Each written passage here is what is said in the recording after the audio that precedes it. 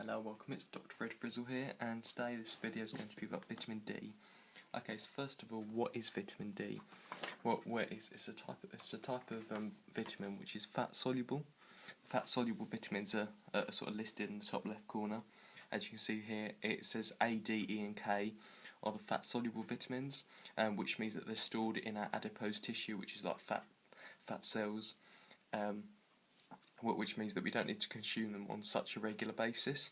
As you can see there listed below is B and C, which are water-soluble vitamins. There's lots of different types of vitamin B because they're B complex vitamins, and I made a whole run of vitamin videos relating to the vitamin B different types. The other important thing to know about vitamin D is some of the uses, and it's involved with the absorption of calcium and phosphate, which is especially useful for like targeting the kidneys. Which actually means if you have too much of it, it can lead to kidney failure.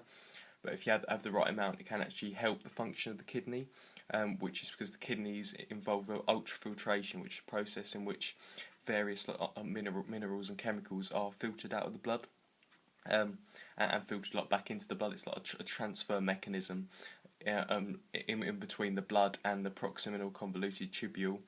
And various other aspects of the kidney nephron. So basically, the calcium and phosphate ions are sort of associated with the transfer in this ultrafiltration process.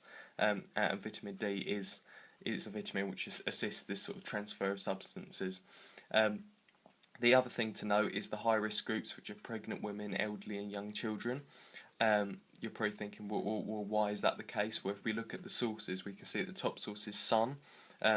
And obviously, if you're an elderly person, you're less likely to get as much sunlight, considering that your muscles will be like slowly deteriorating, as in there, you'll lose sort of muscle cells and some of your muscle tissue, so you won't actually be able to carry out the same level of physical activity that you did when you was younger, which means that you become a high risk group.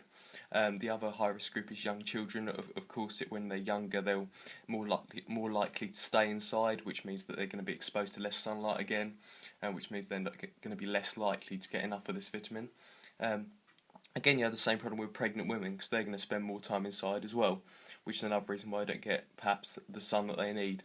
Of course, there's always the underlying risk factors, including education, because if they're not educated and they don't know which foods provide them with vitamin D, they may not be eating enough eggs, fortified foods, or oily fish, as we can see under the sources there. One of the main problems with a deficiency in this vitamin is that you can end up with rickets, which is a bone condition, which means your bones get weaker. If you have too much of it, as I've just mentioned, it can lead to kidney failure. Surprisingly, it can actually help prevent cancer, vitamin D, and if you have too much of it, it can also lead to osteoporosis, which is where your bones end up like getting holes in, hence the term porosis, because a pore is like a hole. I'll go into more detail with exactly what osteoporosis is in one of my later videos. The other thing to note is the actual exposure you should get to sunlight shouldn't be overly long, so it's roughly about 10 minutes a day, which is a quarter of the time roughly till you get sunburn from your exposure level. There are some other important sources like oily fish, which an example of that would be mackerel. And the adult recommended daily dose is 10 micrograms.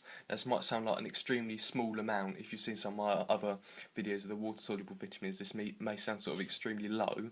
But having said that, since it's stored in the adipose tissue, which is fat cells, you don't need to consume it on a regular basis as much as you would with vitamin Bs and Cs. Main reason for that is because vitamin B and C you excrete in your urine, and obviously we go to the toilet like day by day, which means you don't need to consume it as regularly as that, or as much of that, and you can just get it via the sun, so you don't actually need to consume it via your food unless you're one of the high risk groups or just naturally don't get enough sunlight. Okay, so thanks for watching. Hope this video has been helpful, and I'll go into some more details about osteoporosis, what that is, in a later video.